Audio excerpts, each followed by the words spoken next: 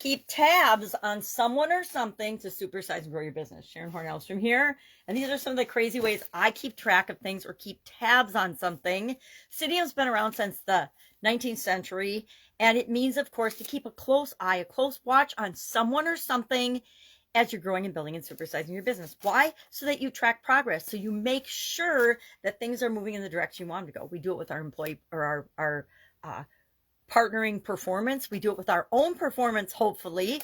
We do it with our notes and notebooks, things we need to keep attention and pay attention to. I use these color tabs. 3M and other companies make them. They're awesome. They're like Post-it notes. I actually use Post-it notes as tabs.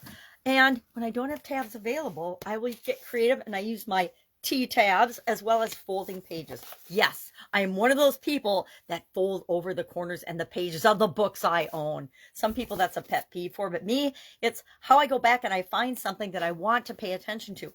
I even write and draw and highlight in my books as well. So this idiom, this expression, of course, means to pay attention, keep track of, and track things that are important for our business. Has anyone ever done a project and in their business as you're growing and building and supersizing your business and not had a project plan and then tracked how well you were or were not on course with respect to that plan? Do you have goals? We're doing an annual challenge this year all about goal setting. This month we're focusing on physical goals, but we're doing the other life framework areas as well. And part of that is financial and our businesses and relationships and our jobs or whatever is appropriate for us and the goals that we have in those areas and aspects of our life. But do we not track progress for that? Do we not track how much money we've got in the bank, how much cash flow we've got, etc., as we're building and growing and supersizing our business?